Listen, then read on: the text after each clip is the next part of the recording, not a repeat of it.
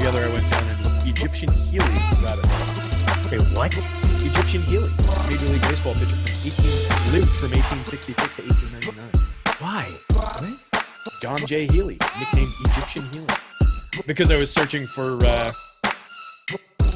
whatever the kid's name is for the Royals, and he came up on Fangraphs.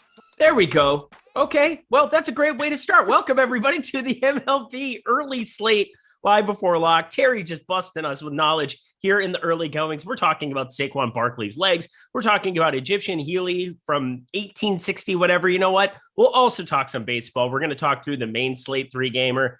4 games if you're playing on FanDuel.com today. And then the 3 games, no matter which site, it doesn't discriminate. Going to be 3 games for that early slate.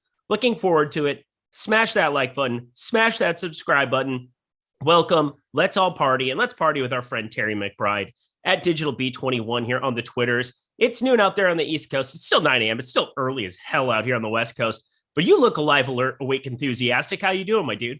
Doing pretty good, man. Yeah, it's been a long morning already. Gotten a lot of stuff done behind the scenes. Haven't gotten a chance to write my baseball article because I had to prep for this. And if this was a bit of a surprise, I didn't notice this on the schedule, so I'm glad we got pinged about it this morning. But yeah, some juggling of games and of pitchers on these different slates and all in my model here. So I think we're up to speed now, and definitely important to call out for people if they haven't noticed that note. And the players have been removed, but yeah, that Minnesota and Houston game is no more on that early DK slate. So 3-gamer on both for the early.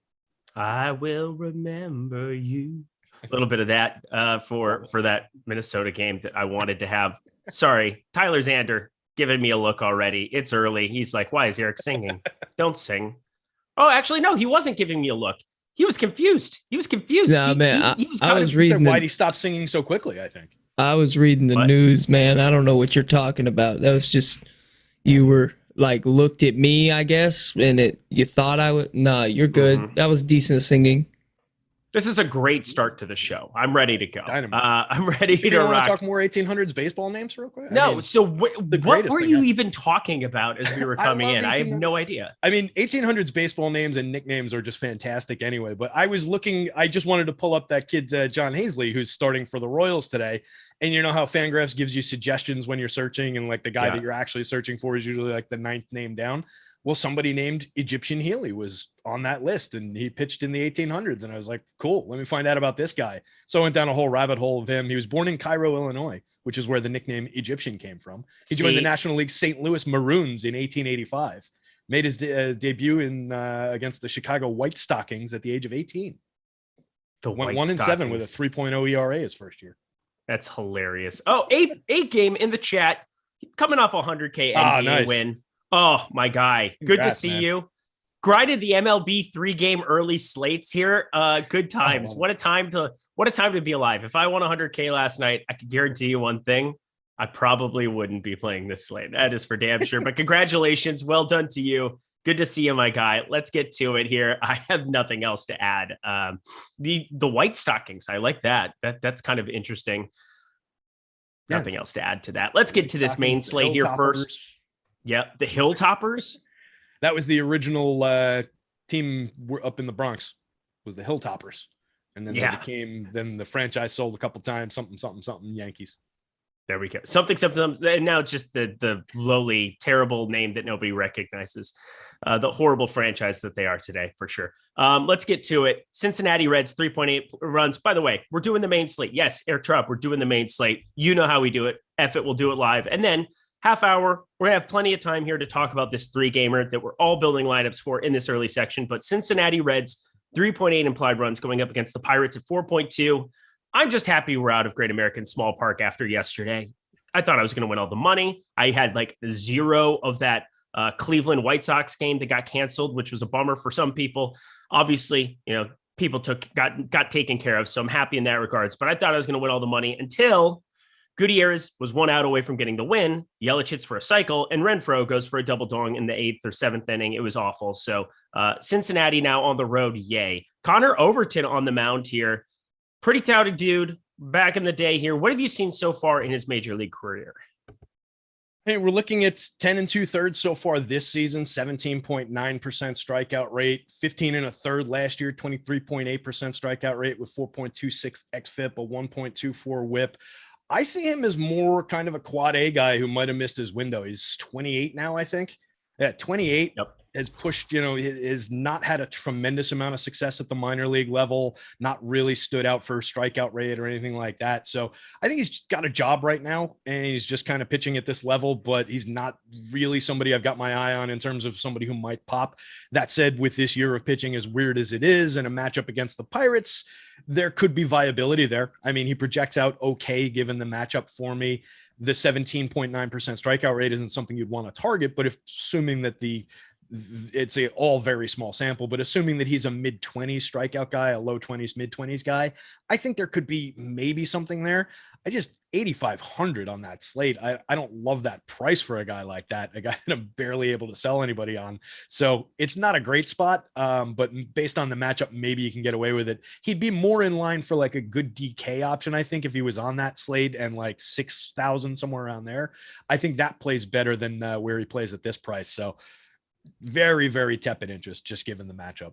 Yeah. And again, this is going to be for FanDuel only here for this FanDuel night slate. I think this is the only spot that you could even think about rostering this cat. So there's that. If Terry doesn't have interest on the blue side, we should probably just move ourselves along to the other side of this one. JT Brubaker, 26.1% K percentage. I don't know where in God's green earth that came from, but I do believe that I have rostered this guy more over the last year and a half than just about anybody, simply because that K percentage keeps rising. I think he's got a decent enough slider sinker combo. I feel all right about the pitch mix. I feel all right about the arm. He's also the one guy that I always have to remind myself when I see his name, he's not a lefty, he's a righty. I don't know if anybody else has that problem about a certain pitcher, but in my brain, JT Brubaker is a lefty, but he is definitely a right-handed pitcher. Fun fact. Terry, talk to me about him. Yeah, I'm not sure where that one comes from. I do have that. Nobody leaps to mind immediately, but there are guys where I'm like left. No, and I'll be typing my article and I have to, switch my brain over. But yeah, Brubaker's not one of them for me. I'm with you though. I think if you're number one on that list of people who have played him recently, I'm probably number two. I had him on some season-long teams as a streaming option last year. Got some DFS use out of him. I think the strikeout rate, 24% over 124 and a third last year in 24 starts, a 4.0 xFIP, a 1.29 WHIP. The 12% swinging strike rate reinforces the idea that maybe 24-25% strikeout rate is probably pretty realistic for him. What I don't like is the elevated walk rate so far this year. 12.2% walk rate, a 1.42 WHIP, a 4.21 xFIP for him so far, but the swinging strikes have held up. So the CSW is actually up 2 percentage points over last year so far. And the quality contact is right about the same as it was last year. The barrel rate's actually improved for him. So he's pitching outside of the walks relatively well, and he's going up against the Reds, which has been one of the worst lineups in baseball here. So I think it's a decent spot for Brubaker. 7,200. I'd much rather be on that side of this equation than the Connor Overton side at 8,500. Sorry, just had to go crazy down on chat for a second. Good times are had by all. This is what we always do. We've always done this. No, it's just, yeah, I don't know really what to say anymore. It just is what it is. You know what it is as well is you get Cincinnati out. Season-long slates don't matter for daily. Season-long stats don't matter for daily. Season-long stats is who you are. What are you talking about? Nick Cardy, that doesn't make any sense, man. I'm gonna do this because I need 5 minutes of reprieve. We'll let him think about his actions, what he's done here in his life. I was gonna just say Cincinnati outside of their home ballpark. I'm just much happier to target them with a pitcher as well, JT Brubaker. If it ain't Coors, if it ain't Great American Small Park, I'm all right with targeting the Cincinnati offense that is just horrific.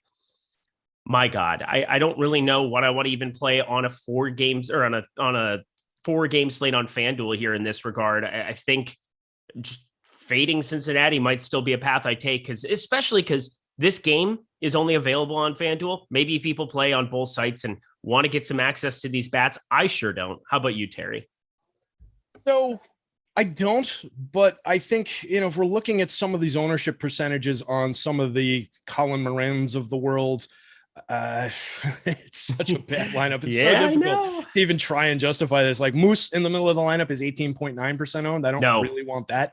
What I was going to kind of try and highlight was that for as bad as they've been, Cincinnati's 161 ISO against right-handed pitching does rank 9th in baseball this year. So they actually have it for a moderate amount of power. A 161 ISO is not good, but for this year, relative to everybody else, that is kind of good.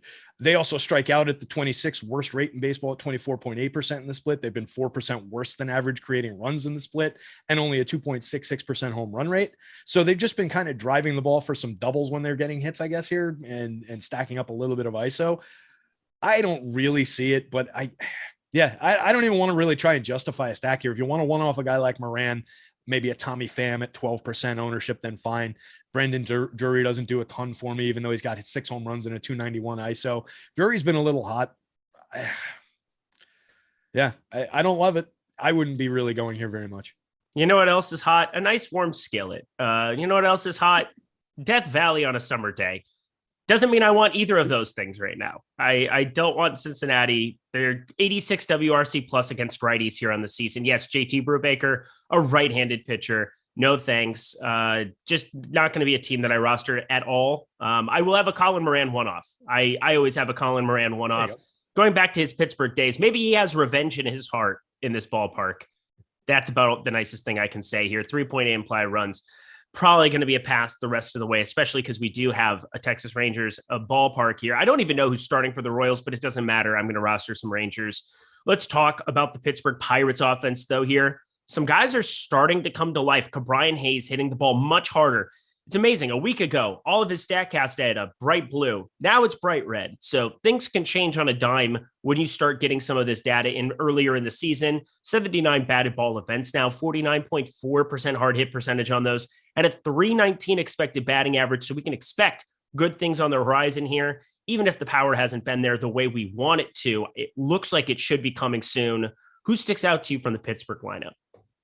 I can go always roster some Brian Hayes. I can grab some Brian Reynolds in that lineup. I'm a big fan of his. You can take some shares of Dan Vogelbach and chase some of his power. 5 home runs, a 213 ISO so far this year. Nice little lefty righty for Vogelbach. Ben Gamel up at the top of the lineup. Everybody knows I like Michael Chavis. If he's in the lineup, he tends to get more at-bats against lefties, but they stick him in once in a while against righties, and the other options are somewhat weak. Yoshi Tsutsugo, by the same token, righty, but you can take some shots on him. That said, he's struggling this year so far, 192, 302, 256 with a .064 ISO, just 1 home run, 31% below average creating runs. Tough start for Tsutsugo, but I do believe in the bat there.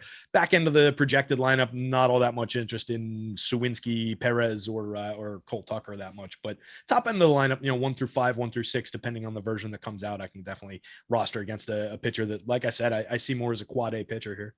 Yeah, it's interesting, and maybe this is just the way my brain works, but there's certain teams that if they want to roster you because you're good against a certain hand and another team picks them up, based on the team that first picked them up, I'm going to like them going forward. The Dodgers tried to make Yoshi a thing. And just knowing that in my brain gives me confidence. It's the same reason like Hanser Alberto, we saw him with the Orioles, could not hit righties, just couldn't. But they use him against lefties and platoon type splits. And that's what the Dodgers kind of do. And if you're going to be a good enough bat that they have interest in putting you on the big league level, even for a hot second, they tried to make Yoshi a thing. I'm going to have confidence in him getting a longer leash at another team. And I'll go you one better for that exact same thought process. The team that he came to the league in was the Tampa Bay Rays. Who was the smartest organization in baseball. So, I mean, put those 2 coins together. That's definitely reason to believe in this guy. And we're talking about a 30-year-old player. We're not talking about a 22-year-old, prospect type of guy. He'll either come around or he won't, but there's enough track record overseas. There's enough track record. AAA in 2021, he hit 10 homers in 180 plate appearances, hit 8 at the major league level in 262 plate appearances last season. So there's enough to cling to believe that he's going to be a capable bat. Nick, I do the late slate first because then we give you the coverage leading into the actual lock of the early games. And then it has a shelf life and it boggles my mind. We're going to move on. Be quiet. Anything else along to the next game, Lackey? Let's go. I'm with Nick. Yeah. Okay, cool. This is the main slate now this is technically the night slate for DraftKings, the 3-gamer, but on FanDuel, the main slate. Go, they're not going to have winners, pal. That's the problem. You're just going to bring them down if you go over there. Oh man, goodbye. We're just going to. He'll be missed. I will remember you. Goodbye. Kansas City Royals at Texas Rangers, 4.5 implied runs here. We now have a starter here for the Kansas City Royals, my friend. It's Jonathan Heasley. It sounds like Ron Weasley. That's always good. He's going to be starting AAA Omaha this season, 4.44 ERA, 30. What is that? 0.96 whip, 26.1 innings. So there you go. Jonathan Heasley, I don't see a whole heck of a lot to get to, but it is just a 3-game slate on DK. That gives you all of 6 pitchers. Hey, I can do math. How do you feel about Heasley going up against the Rangers with the highest implied total on the slate? I think he's kind of interesting. Just taking a look at him, he's not like a highly regarded prospect, 29th ranked team prospect there, but a 55 grade fastball in traditional scouting would interest me as a 60 grade plus change up there. That's sometimes profiles as a guy who comes in and before they get a book on him at the major league level, he can succeed a little bit. And against the struggling Rangers lineup with a decent amount of strikeouts in it, maybe he can find his way. He's been around the mid-20 strikeout guy through the minor league career, little bumps north of that. So with very, very tepid interest, he did see 14 2/3 last year at the major league level, 10.2% strikeouts, 5.66 xFIP. That's not going to excite anybody, but I think maybe there's a touch of talent in there that you can chase.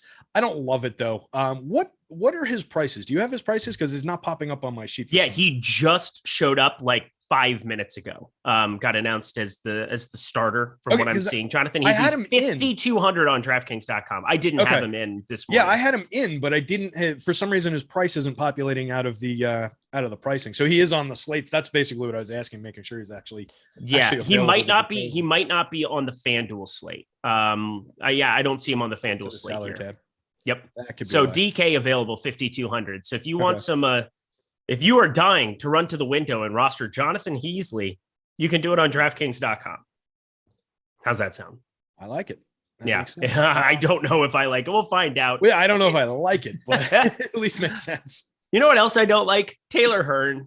He's probably a nice human being in real life. He looks like a real gentleman, but at the same time, I'm worried in ability to throw a baseball, and it doesn't look like he has it. 315 expected batting average, 549 expected slugging, has a 24.2% K percentage this season, but a 10% walk rate.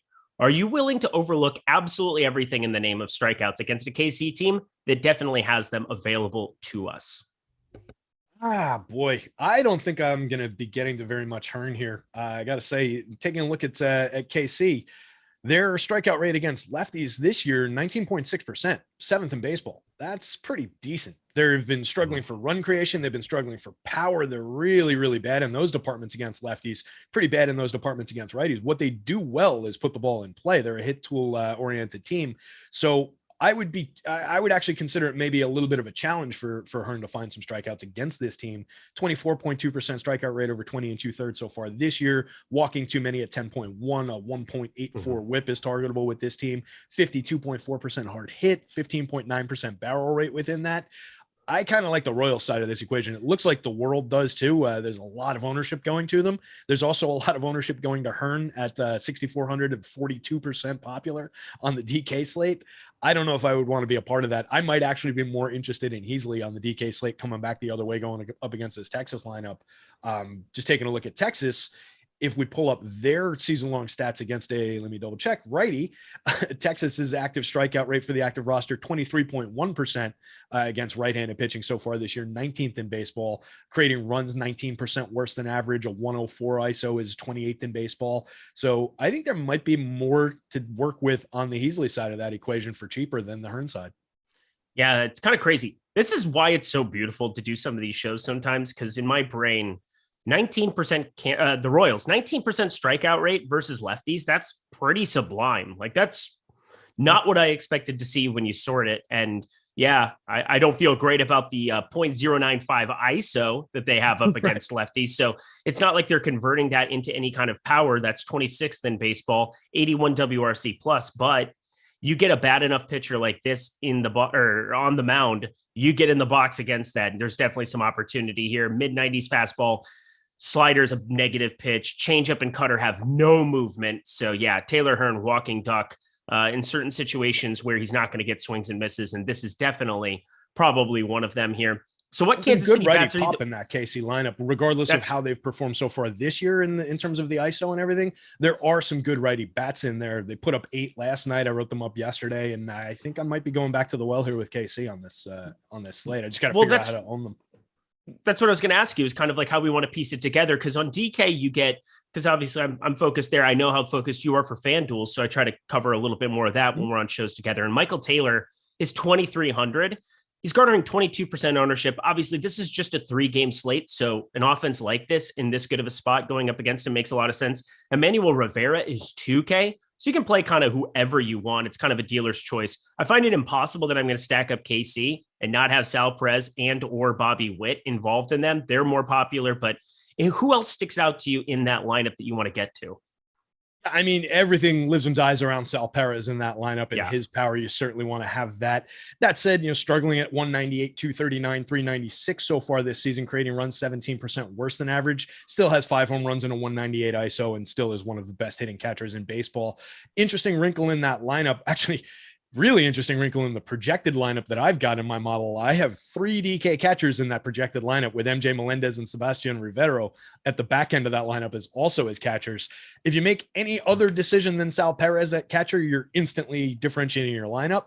I don't love doing that here. I prefer it on the FanDuel slate where you can use Sal and then you can throw in one of those other catchers. And my choice would be MJ Melendez. A little bit of a bat on that kid. So maybe you grab him for a total ownership offset for 2,400 on the FanDuel slate where nobody's going to be rostering 2 catchers. And then you can go to like a Hunter Dozier, multi-position eligibility from the right side of the plate, probably cleaning up. Maybe Emmanuel Rivera. He had a decent game yesterday, 2,400 at third base. So there are ways to put that team together. You can get creative with it.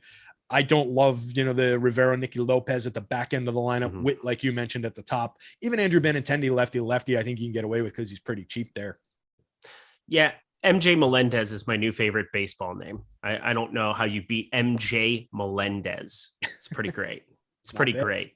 But I'm not going to roster him over Sal Perez. That's just not going to happen. Let's jump over to the other side of this one. And oh boy, 91 degrees. Wind's blowing in a little bit in Arlington, but I still feel like this is a Texas Rangers team with the highest implied total on this slate, on both slates, that is, DraftKings and FanDuel, even on that 4-gamer over there. It's a team you have to be considering. You get a super cheap Marcus Semien, 3,800. We know that kind of bat. Hasn't been there so far this season for sure. Been a struggle bus on a new team, new situation, but I feel like long-term we're still going to get there. Brad Miller's down to 2,600. That is really, really cheap for him. And of course, Corey Seager. What else do you want to get to from Texas, Terry? That top end, Miller, Semien, and Seager is ridiculously highly owned on both sites. You're talking 25-30% ownership on both sites. It instantly falls off the table, though, if you get to in the projected lineup. Jonah Heim hitting cleanup is in the single digits. Adolis Garcia in the low double digits, 10-12%. Cole Calhoun there is a interesting lefty bat going up against a probably middling righty. I think could definitely be a sneaky source of power on this slate. If you wanted to get to Nate Lowe or Nick Solak to round out a stack, I don't really have any issue with it. I don't think they're standout plays by any means, but they're reasonable major league hitters. Nick Solak creating runs 14% above average over his 61 plate appearances, 2 homers, 3 stolen bases. So you can get a little bit out of the back end, but really it's 1 through 6 here, with a preference for building in probably 2 of the lower owns, 4 through 6 hitters there, and then 2 and. Well, on DK, you're building with 5 of them, but on FanDuel, I'd be looking to go 2 of those guys and 2 of the top 3 guys. Anything else you want to cover from this game? Not really. I don't really like either one of these teams, but I think we're going to kind of just be obliged to own them given the situation. 2 more games for the main slate. We're going to jump then to, of course, the early slate, the one you guys all want to check out, but you also need to check out all our Awesemo Plus tools and content. $29.95 for the weekly pass right now. $18.95 if you want just MLB stuff, but for just $9 more, or what is that? $11. Hey, math, I can do it sometimes. For just $11 more, you get access to every single thing we have behind the paywall. We have projections for NBA still going, the top, the boom bust tool, the top stacks tool for MLB, the top fighters tool for MMA, top golfers tool for PGA, which just got going here. Hopefully you didn't have CT Pan in your lineups. That would be sad times, but not sad times. All the tools and content we have here at Awesemo. Stop guessing, start winning. Join Awesemo Plus today. All right, my friend, we have 2 more to get to. New York Yankees, your New York Yankees, the evil empire themselves, going up against Dylan Cease here. We got Lewis Gill making his first start of the season here. He performed pretty well last season. Hasn't looked so good so far in this new season, or well, in AAA. He hasn't made his debut yet for this year, but only what is this? Over AAA this season, he's legitimately given up 19 runs in 17 innings. That ain't great. How do you feel about Luis Gill? Kind of a wild card on this slate for me. Definitely a wild card on this slate. The 9.53 ERA at AAA so far this season over 17 innings and 5 starts is not all that encouraging. A 4.38 xFIP underneath the covers there, though. So that's a little bit better, a little bit more encouraged there. I like the 30% strikeout rate that he's put up so far this year down there. 14.5 rate walk rate, not so much, but that's kind of who he is. Last year at the major league level in 29 1/3 in that little cup of coffee that he had over 6 starts where he was kind of a standout on a few DFS slates, he had a 29.5% strikeout rate at the major league level. He walked 14.7% of hitters. That's dangerous. He had a 4.85 xFIP. He was okay for contact, right around league average in terms of the hard hit, right around average in terms of the barrel rate. Induced a 13.2% swinging strike rate, just didn't throw enough called strikes. He was only at 27.6% CSW. So he just wasn't hitting the zone enough. I don't expect that he's harnessed that given what the AAA numbers are so far this year. But anytime you can get to a kid with a 30% strikeout rate upside, I think you need to do it, particularly on FanDuel. 8,100 is a fair price, and he's only 3.4% owned. This is a lethal White Sox lineup that I will definitely take out shares of on the other side, but I think he's worth getting to at that price and that ownership on the FanDuel slate. And then 7,200 for the discount. I think he's in play, even pushing 30% on the DK slate. Maybe you undercut that public number, though, as an SP2, but I think he's in play. All right. And on the other side of this one, Dylan Cease, he's going to be your pitcher du jour for this main slate, for the afternoon slate, whichever you want to prefer to call it.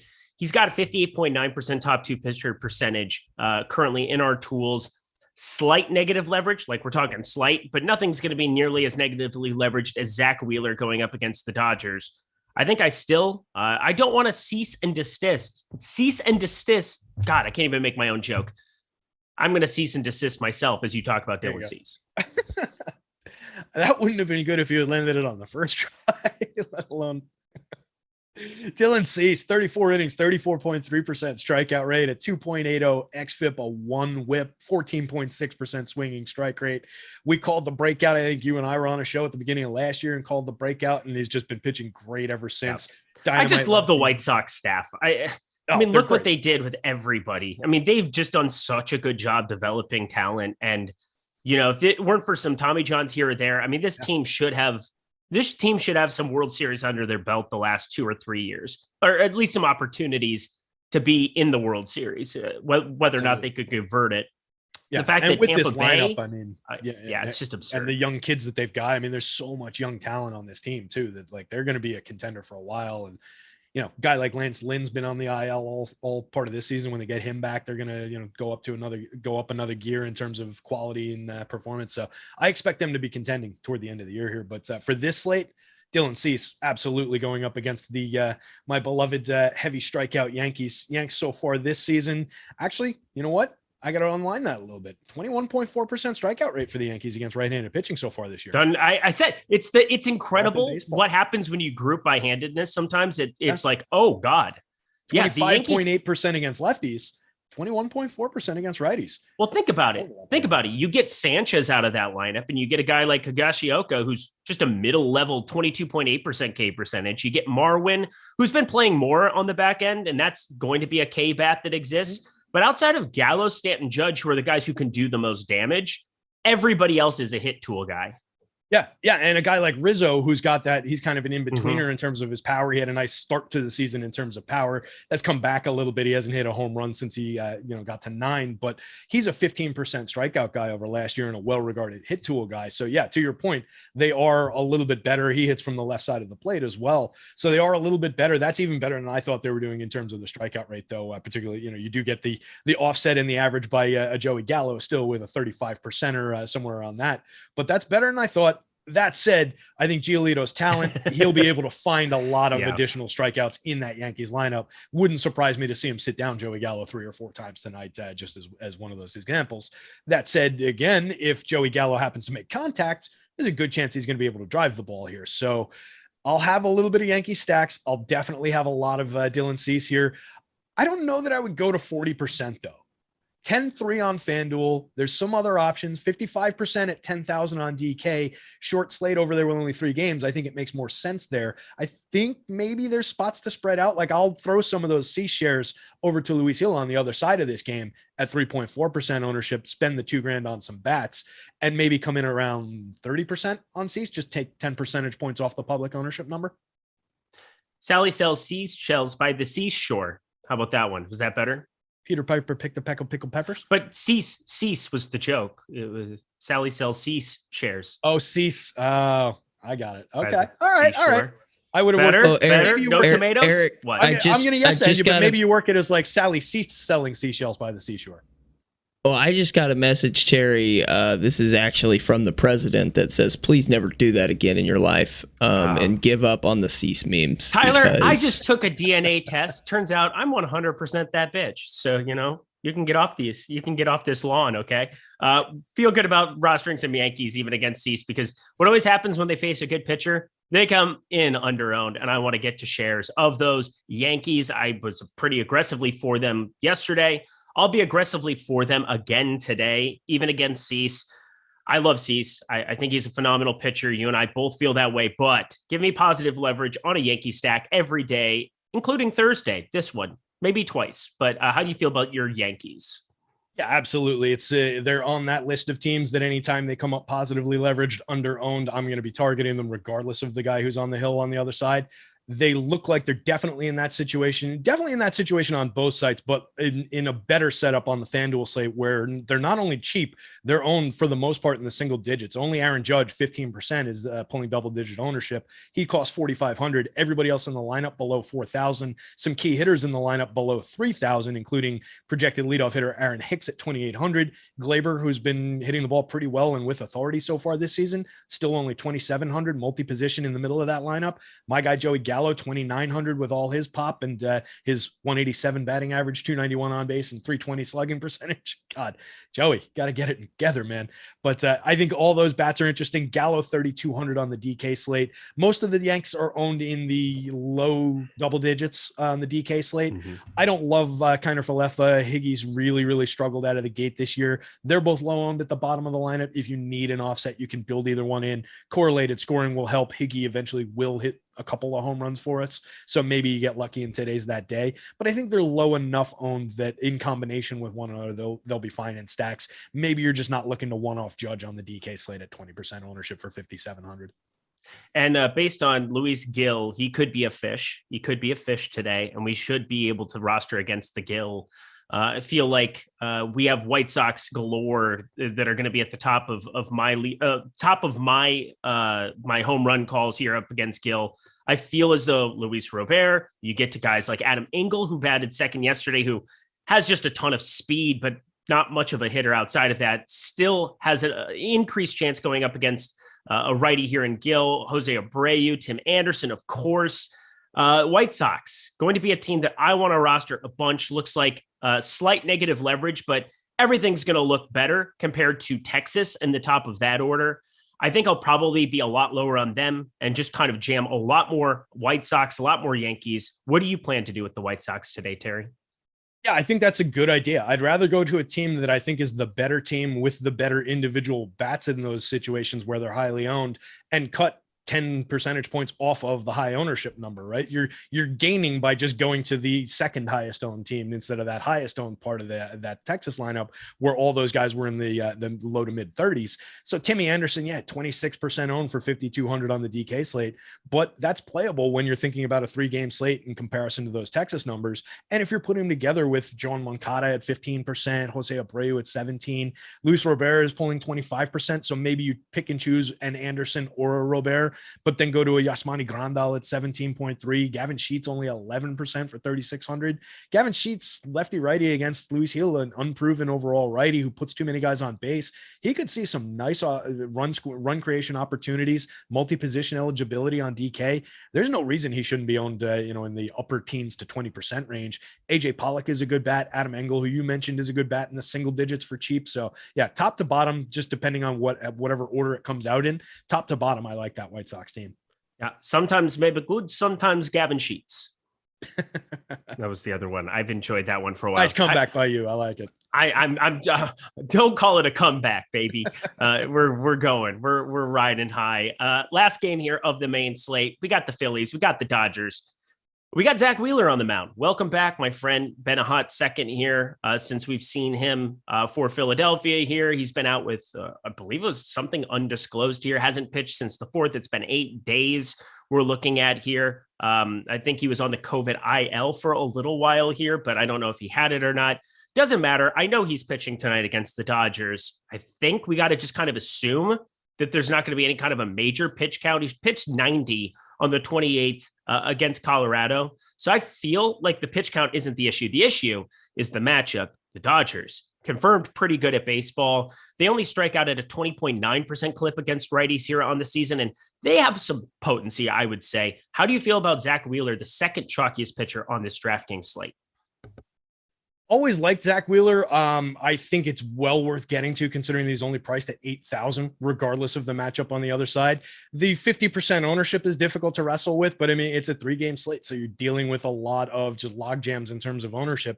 We can't really sweat it that much. You just kind of got to ride with the chalky pitchers here, and then just get different with some bats. I don't know that it's a situation where I'd be throwing bats against my pitchers from the other side. You can do that. People do like to differentiate by doing that on small slates. It's not my favorite move, but I do think Wheeler totally justifiable even at ownership for that price. On the FanDuel slate at 9,500, I think you're getting a little bit of ownership offset. He's 24% owned, but if he was a little bit cheaper, he'd be a lot more owned, I think. So I think you're gaining ground there. So I like him even at that price and that ownership. 22.5% strikeout rate is down definitely from the 29.1% that he put up last year. I'd be a little concerned, if it's an undisclosed thing that was a lingering shoulder pain or something like that, that could be problematic. That could explain away the strikeout rate. I expect it's just a product of small sample so far, only 26 1/3 over those 5 starts. Assuming 90, 100 pitches, somewhere around there, I think he'll be perfectly fine here. And he'll be, he'll have his usual Zach Wheeler probability of putting up a good start. Very good at limiting quality contact. Last year, over 213 1/3, 28.5% hard hit rate, 4.6% barrel rate. This year, 31% hard hit, 2.7% barrel rate. Just very, very good at keeping the ball in the yard, limiting quality contact. So even up against a very premium lineup like the Dodgers, and I will have Dodgers on the other side of it, I think you can get there. Yeah, he got put on the COVID list. I'm assuming he either had it or was a close contact of some nature, okay, so and had to test back in. Yeah, had to test back in just from being away from the club. We'll see. I don't think it's anything lingering. I don't think it's any kind of an issue there. Nothing. I'm looking around the industry. We haven't projected pretty well. Other people haven't projected pretty well. So I don't think that that's going to be the concern. The concern is the matchup for sure. Yeah. On the other side of this one, Mr. Anderson. We're looking at Tyler Anderson on the mound, the most positively leveraged pitcher on both DraftKings and FanDuel. Going up against Philadelphia, I think it helps to be a lefty because you get Schwarber neutralized a little bit. Harper can hit both sides pretty easily. But then you have to worry about Castellanos. Alec Boehm is starting to just smash baseballs. Tyler Anderson, I feel uncomfortable, but how do you feel about him on this slate? Uncomfortable is probably the right word. That's kind of. I thought it was correct. I know there's a lot of positive leverage, but if you told me Philadelphia just smashed his face in, I wouldn't be surprised. Yeah, and I'm getting some decent power marks for some of those Philly hitters that you just mentioned. So it's definitely going to be a both sides, or there's a lot of weight on the Philly side of things. So I might end up maybe undercutting some of those Philly bats in relation to their public ownership while probably pushing ahead of the field on the Anderson side completely uncomfortably. 3.4% owned on the FanDuel slate is definitely more interesting than 25% owned on the DK slate, but I think he's playable over there. You're going up against a Phillies lineup that you just talked through, definitely a lot of quality power, some quality power from the right side of the plate. But so far this season, a 28.5% strikeout rate against left-handed pitching, that can't be ignored. That's 29th out of 30 teams in baseball. So for going up against a guy who has improved his strikeout rate so far this year, up from 19.1 in 167 innings over 31 starts last year to 24.2 in a very small 22 2/3 this year over 3 starts. Maybe there's something to that. Maybe he finds some additional strikeouts here. I don't love it. I don't like Tyler Henderson in general as a pitcher or for DFS purposes. But I think with so few options, he's got to be a consideration for you. And I think you can gain something by rostering him on that FanDuel slate at only 3% ownership. Yeah, the one thing Tyler Anderson has always done throughout his career is limit hard contact. So that's a plus. But it's one of those things where you get certain teams like the Philadelphia Phillies, and they're going to find ways to smash it if you're not missing bats. And so 20.6% K percentage for his career.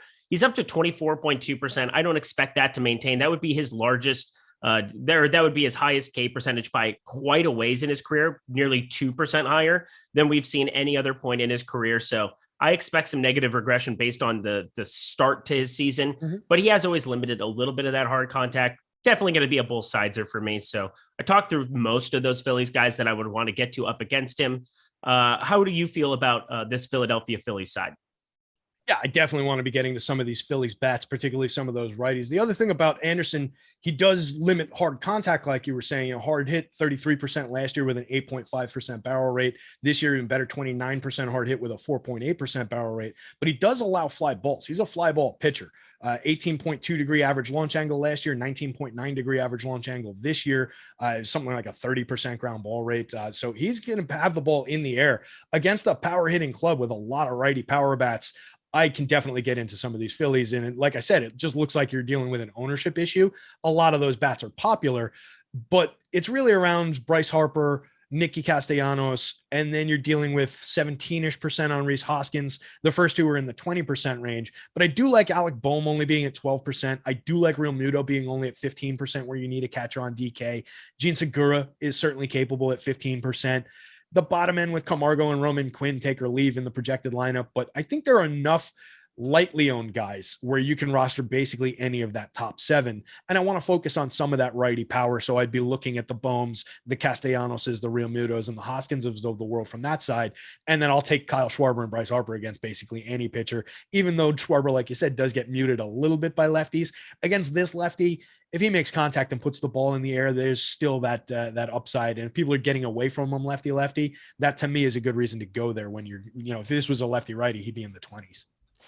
And let's talk the Dodgers. And I think just to not just say, hey, play Freddie Freeman, play Mookie Betts, play Cody Bellinger, play those guys. I'll give a specific shout out because I'm not sure if he'll end up being in the lineup today. It feels like Justin Turner will be, but shout out to Edwin Rios for starting to come alive.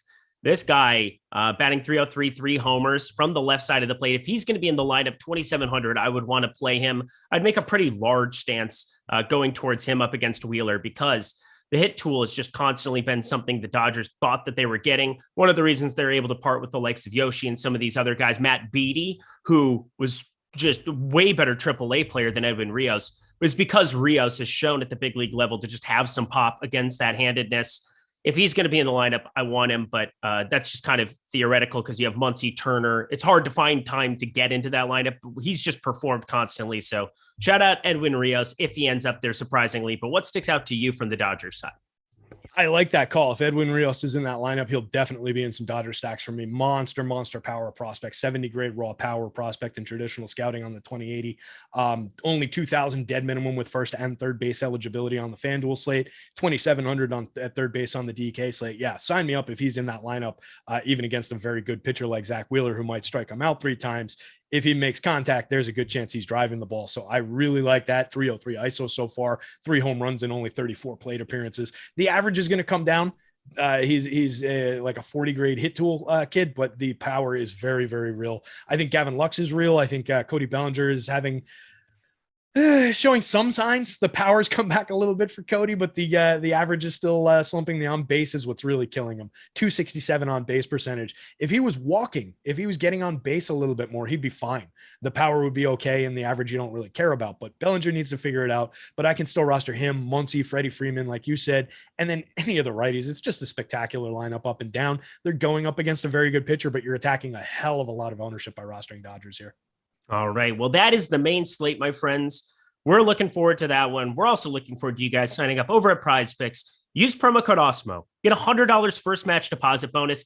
Not because, it's something where, PrizePicks, they're the sponsor of our site. It's because we want to get you free money into your pocket. And you can do that using promo code Awesemo. And not only that, but you'll also get 1 free month of Awesemo Plus Platinum. That is that $29.95 weekly pass that we have per week. That'll be 4 weeks of it. 4 weeks of it. 1 free month of Awesemo Plus Platinum just by signing up and trying out PrizePicks. And we have all of the data on the site, on OddsShopper, everywhere for you to be able to make money over there. It's a player prop site. You play 2, 3, 4, or 5 player lineups, and you can up to 10x your entry fee. Download it over at the App Store or over at Google Play, or head to prizepicks.com right now. Again, that's promo code Awesemo, $100 first match deposit bonus. And it is such a fun, easy site to navigate. Super clean cut. I really, really enjoy playing over there. I think you will too. Take advantage of this offer because it's not going to be here forever, I would assume. Getting a free month of Awesemo Plus Platinum in addition to that $100 first match deposit bonus doesn't get a whole lot better than that. I know that I'm just throwing this out there, but I know that it's not going to be a game that we cover at all, but the under of 0.5 runs allowed here for Twins and Houston. I mean, we are talking about some brutal conditions there in Minnesota the last few days. Continue to just roster pitchers in your year-long there. Even Luis Garcia, who is a fly ball pitcher, little muted when you get the wind blowing in and it's as cold as what it's been in Minnesota. So, or just stormy and awful. It's just been awful. It was cold, not going to be cold today, but still definitely the under of 0.5. Anything else stick out to you today that might be a bet you want to take over on PrizePicks, Terry? I didn't have that up in front of me, but you're okay. What do you got for like other home run props up there? Oh yeah. You could do like the total runs and RBIs. You could do hitter fantasy score. Is there a hitter from the early slate that might be somebody that you want to roster? What about Mr. Peter Alonso from the New York Mets? Yeah, he seems good at baseball. So fire up some Peter Alonso in your life. Fire that up. Get the over of his fantasy score there. That would be a spot to go to. Total bases for him if that were available. That'd be another way to do it. So take advantage of prizepicks.com. Head there. Sign up using promo code Awesemo. Thank you so much to them for their sponsorship here of the Live Before Lock show. Let's do it, my friend. We got 3 games. People are worried. Oh my God, we can't give them coverage in 15 minutes. I bet we professionals. That's what we do here. That's what Maryland does. Crab cakes and football. Let's do it. New York Mets, Washington Nationals here, starting it right out of the gate. Let me pull up my sheet. There it is. We've got Taijuan Walker going up for the Mets here. If the Nationals, if I was willing to roster them against Tyler McGill, I bet I'm willing to roster them against Taijuan Walker. How about you? Yeah, I am definitely willing to roster them against Taijuan Walker. I was telling you in the pre-show that, I trimmed a little bit too much gnats out of my life last night and ended up regretting it, and don't want to make that same mistake here. Taijuan Walker so far this year in 11 innings, 14.9% strikeout rate. Last year in 159, he had a 22.3, 4.47 xFIP. Not really an intimidating pitcher. He has his moments. He has his good games here and there, but overall, just not a pitcher that is really going to worry anybody. And you've got extremely good hitting in the middle of this Nats lineup with Soto, Josh Bell, and Nelson Cruz. And then you get to debatable pieces like Cesar Hernandez up at the top of the lineup, Yadiel Hernandez in the middle of the lineup, Keibert Ruiz, Michael Franco. Everybody knows that this lineup is kind of garbage through the back end of it, but that core, that 2, 3, 4, and then the hitters immediately around them are always going to be appealing. I'll get to Juan Soto against anybody on any slate. He's the best hitter in baseball. So happy to get to those guys. The Taijuan Walker side of it, I don't know how much I really want to be getting to. 6,400. Let me just pull up how he rates out on our top pitchers tool here for that slate. Trying to find the correct slates here.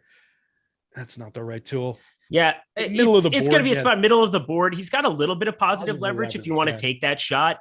I get it. Going up against righties on the season, Washington sitting with a 21.4% K percentage isn't that intriguing. A 104 WRC plus 128 ISO, so not a ton of power so far going up against them, but it's still a guy that could just exist in the world. It's only a 3-game slate. I think it's all right to get to a little bit. I don't think I want to be making a strong stand with him when I can make a strong stand with a guy like, I don't know about a Don on the other side of it, but I think Bo Breesky, we could definitely get to up against Oakland, 7,300.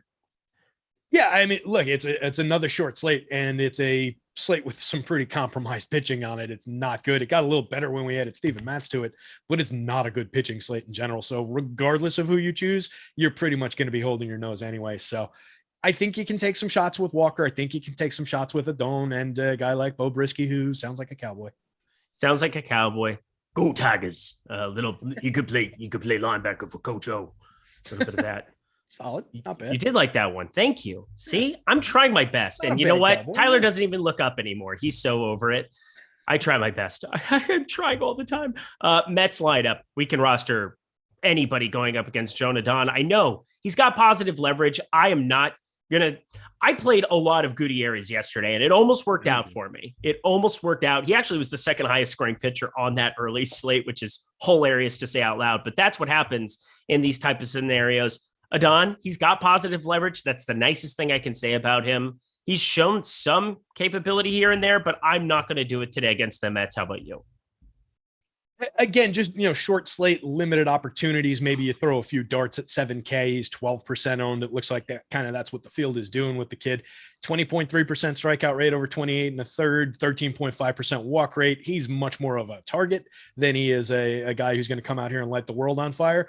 But like we were saying earlier, before the show started, this is a year where all pitching is essentially the same. We've seen very few extreme standout starts, but we've seen a lot of back end fifth starter types put up, 35, 40 point FanDuel performances, good DK performances. So it's not out of the realm of possibility in a dead ball year that this kid goes out and finds some strikeouts and puts up a decent start, pitches through a few clean innings on a short slate. So I don't want to rule him out, but I don't love his chances here. I definitely, gun to my head, select a side. I'm going to the Mets bats here. That is what a stance by you. No, I'm kidding. I have the same stance. I'm just giving you shit because it's funny. Brandon Nimmo, Starling Marte, Francisco Lindor, Pete Alonso, Jeff McNeil, even Mark Canha down there batting sixth now. Luis Guillorme. I want to hear you say Guillorme. Go ahead. Luis Guillorme. Oh, Guillorme. There we go. I'm assuming you do it so much. Oh, it's just beauty. It's beautiful in my ears. Go ahead and talk to me about the Mets offense. Yeah, top to bottom, I think we can roster this team. Guillorme and Thomas Nido down at the bottom. Maybe you don't need those guys, but at least 1 through 7. Brandon Nimmo is a spectacular leadoff hitter, 402 on base so far this year, 401 over 386 plate appearances last year. He was the most popular guy on FanDuel yesterday. It looks like he's going to be pulling the same kind of numbers today. 40% ownership projection on FanDuel, 35% on DK. The whole top end of this lineup is ridiculously highly owned with Starling Marte, Francisco Lindor, Pete Alonso, who I mentioned before. Jeff McNeil, I think, is a flawed player who relies entirely on luck to be successful, but his luck is here this year. Jesus Christ. Gone last year. His parents are watching. Don't do that. Hey, I've said it and I've written it so many times. If they watch, they know how I feel about this hitter. I refused to trade when I desperately needed a second baseman at the beginning of the season because I don't believe in him. 330, 395, 456 so far this year with an advanced 330 something batting average on balls in play. Last year, the BABIP cratered to 280, which isn't even like atrociously bad. And his entire triple slash fell apart. He had no power. The power that he showed in, I think it was 2018 or 2019 when he hit 23 home runs, had a 203 ISO, is not real. The hit tool is arguably real. If they're falling in, if he gets a couple, dying quails that fall in for him, he'll be a 300 hitter this year. You can play him for correlation. Canha and JD Davis, nice power from the right side of the plate. Canha is a guy I'll always get too cheap and low owned. Wow. Okay. I didn't know you had that Jeff McNeil stance. I've never heard that from you. I enjoy it. Bring me the hot fire taste like your Skip Bayless at 9:54 a.m. Inject it into my veins. Let's go, Terry. I just want to roster Juan Soto. I'm going to have some Ruiz. He's the best catcher option on DK, I think, but he'll be popular. What else sticks out to you there from the Washington side? Yeah, it's really like I was saying before. It's that core of 2-3-4 with Soto, Bell, and Nelson Cruz there. Nelson got off the schneid a little bit last night. He's got 4 home runs now for the season. Still creating runs 40% worse than average. Only a 110 110 ISO for Nelson. He'll come around. I don't think we're washed quite yet. So it's really about Cesar Hernandez leading into those guys as a leadoff hitter is somewhat capable. I don't love him, but you can play him there. Keibert Ruiz I do think is interesting, but he's highly owned. Like you said, the most interesting catcher on DK. He's kind of an interesting interesting wrinkle if you wanted to throw him in where you're playing Josh Bell at first base, use him at utility as a catcher on FanDuel for only 2.5% ownership, 2,600. He's an interesting enough bat that you can play him that way. 275, 309, 374 so far this year, 6% below average creating runs, but the hit tool's decent enough. He's a well-regarded bat for a catcher. 1 home run, you might squeeze a little bit of something out of there. Like you can do that and maybe get away from a minor amount of ownership on like a Michael Franco or Yadiel Hernandez if you wanted to. It's a very, very minor offset though, but maybe it's something that becomes a total wrinkle that nobody else is doing. All right, we go to the next game on the slate here. We'll have time to overview everything that we're talking about, but this is a big talking point. Pitchers that I am the most interested in here on this early slate outside of Steven Matz, and that is the Oakland Athletics, Detroit Tigers. James Caprillion on the mound for Oakland here. Back in the day, I thought James Caprillion could be a guy who just induced a lot of ground balls. Well, that ended up being wrong. 18.3-degree launch angle now at the beginning of this season. 25.7% K percentage, though, going up against a very righty-heavy Detroit Tigers lineup like it will be all season long. The strikeouts are starting to rise, but so is the walk rate. He's an 8.8% guy career-wise, 17.1% now through a couple starts in 2022, but I still think he's going to be an all right pitcher at the big league level, just not as good as what I was anticipating coming out of the 2020 season. I had to drop him in 2021. It was sad times just because there were some major problems as far as my roster goes. Needed some relievers, but James Caprillion, nobody cares about year long. Talk to me about him for DFS today. Yeah, former Yankees prospect. I'll throw that into the mix, and he was fairly well regarded here. But yeah, fairly well regarded. He was, but we're going back now. That's the 2015 draft. He's 28 now. So, I mean, I think Caprellion's basically is who he is. I think, like you said, he'll be an effective major league pitcher. He'll pitch into his 30s and he'll be that 4.56 xFIP kind of a guy, 24.5% strikeout rate, probably be pitching for, well, the A's are pretty terrible right now, but he'll be pitching for these low end organizations like the A's or the Royals or somebody like that for a few years. He'll hang on, but not a premium guy. I don't think so. I don't think you really did anything damaging to your season long, your dynasty team. That said, against this Tigers squad, you could probably squeeze a little bit of value out of him on this slate. He is a 25% strikeout rate guy for, going over in a fairly extended sample. So I think he could find some strikeouts for you. I don't think it's a slate where we're going to have too many guys pitching, complete game shutout type of performances and putting up very clean matchups anyway. So you might as well take a guy who can strike hitters out going up against a team that has a fairly aggressive strikeout rate, 24.1% for the Tigers so far this year against righties. That's 23rd in baseball. They also rank dead last for power and run creation in the split. 0.80 ISO is 30th in baseball. 26% worse than average by WRC plus creating runs in the split, and a 1.24% home run rate so far. So all of those 30th in baseball. I think it's a nice spot for Caprillion. I don't love that he's drawing nearly 50% ownership on the DK slate and 21% on FanDuel, but the price is right. You can do a lot of things with that money that you save on in terms of buying bats. So I think he's worth getting to. All right. And on the other side of this one, of course, Bo Brisky, the guy that I did my coach impersonation, and Jason Floyd gave me a shout out. That makes me feel nice. Talk to me about him quickly. 14.3% K percentage. I really don't see a whole heck of a lot there right now, but this is an Oakland team that you can always entice me to fire up against here. Slight negative leverage. Doesn't really matter. I want to get to a little bit. How about you? I don't love it, but there's, like I was saying last night, I forget what the kid's name that was pitching for the Tigers last night. It was a good spot going up against a terrible team. So I think it is worth doing here. 14.3% strikeout rate and 11.1% walk rate so far for Bo. Not overly inspiring here. 5.2% swinging strike rate. Ouch. Not too good with the contact numbers. 14.9% barrels, 40.4% hard hit. Maybe it's a slate where you can get to some of these A's bats, but it looks like they're not sneaky. People are going there. So yeah, maybe you throw some Bo Brisky shares. I don't know that I'd be pushing 40% like the field is on DK at 7,300. I'd rather probably just load up and get beyond the field if that's the case on the Caprellian side of that equation, and just take that and kind of cross Brisky off to a bigger degree and get like 15%, I think might be more appropriate, maybe 20. That feels aggressive at 40. Same thing on the FanDuel site, 15%, maybe feels aggressive on the one pitcher site for 74. Maybe I'm looking to come in more around 10 and trim some of that and spread it out to other sources. There's just not a lot of great spots though. Like I said, it's a dead pitching slate. Jeff Williams, 499. McNeil or Hernandez, the guy from the Nationals. Last man in on DK, high dollar single entry. Thanks for all you do. Based on everything Terry just said, I have a feeling Hernandez is your choice. Is that Yadiel Hernandez? Yeah, Yadiel from. Yeah, I'll go. I would go to Yadiel's side of that equation. 346, 379, 519 with 2 home runs in 87 plate appearances, creating runs 52% above average. McNeil, like I said, is a good dink and dunk, dying quail type of a hitter. When they fall in, that's great. Oh my God. It's correlation play. McNeil's a correlation play. Yadiel could do something to actually win you a tournament. All right, let's jump to St. Louis because I think there's a lot of talking points here in the next 4 minutes before lock. We've got, again, Oakland, if you want to roster some bats, whatever. Detroit, anybody stick out to you from there? Maybe one guy for the people. From Oakland and Detroit? Yeah. I just went to the other game.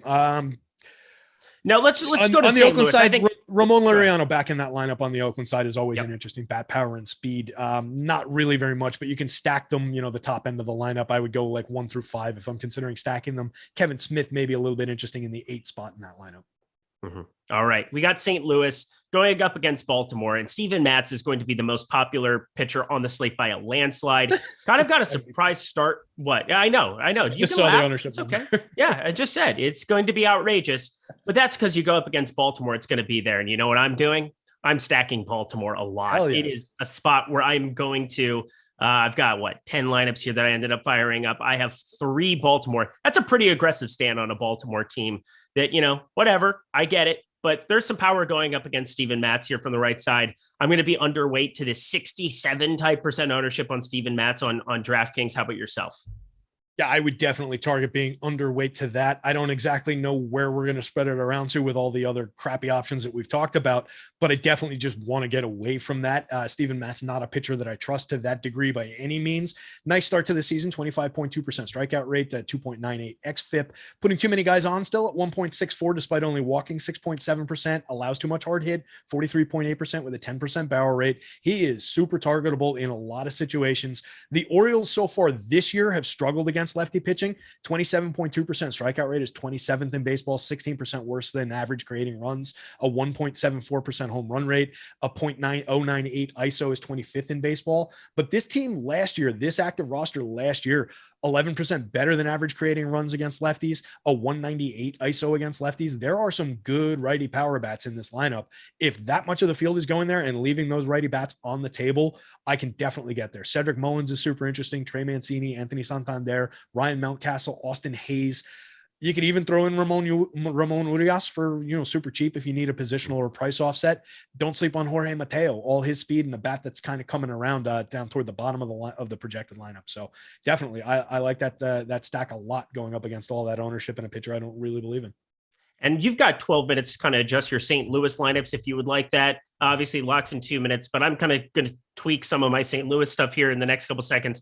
I mean, Yepez has just been an absolute monster at the big league level so far. He took everything he was doing from triple A, just immediately smashing faces at the big league level. 444 average, 1.261 OPS. That's not sustainable, but my God, the power seems like it's for real. He's 3,400. That's my favorite batter to get to. Who's your favorite batter to get to from St. Louis? Because everybody looks phenomenal against a Baltimore bullpen game. Yeah, everybody definitely looks phenomenal against a Baltimore bullpen that's going to be rolling out some lefties. Keegan Aiken was announced as the likely bulk reliever. I don't know how bulk that's going to be because he's a lefty and this team just absolutely destroys lefties. They're the best in baseball in every category against lefties and the only team that's hitting for power of any kind. They have a 4.71% home run rate against lefties so far this year, a 222 ISO in a year where, like I was saying, a 161 ISO is 9th ranked in against righties. That's monstrous power numbers. They strike out at a 16.2% rate. Fire away. There's a good reason that all these guys are highly owned.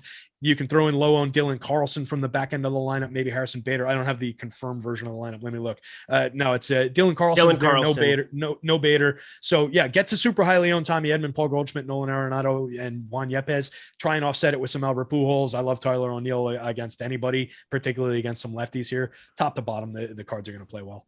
So we're going underweight on Steven Matz here at lock. We're going to be a little bit over on Bo and James Caprillion because that's how it feels. Yep. On FanDuel. Over on the Orioles. Over on the Orioles. We're both absolutely there. And again, it's a 3-game slate. If you want to play Francisco Lindor up against your pitcher, I mean, obviously, if you played Simadon, I had no problem playing Lindor there at shortstop.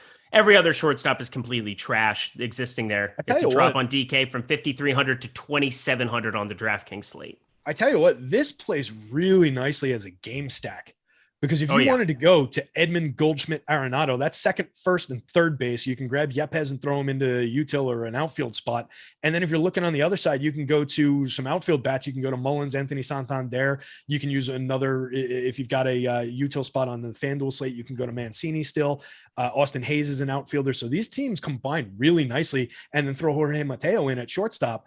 They combine really nicely for a game stack in terms of price and positioning, and you're completely offsetting the Cards ownership with that Orioles ownership. Just don't play, obviously, Steven Matz in that lineup. Oh, my fam. We got there. We got in underneath the bell here at Lock, talking everything through. Both slates, the main slate, the early slate, all in an hour, nice tight hour. Hopefully you guys enjoyed it. Smash the like button, subscribe button, notification bell, because, good vibes only. Good vibes only. That's what I've been told the kids say, and that's what we want here. Terry McBride, any final words for the people as we get out of here?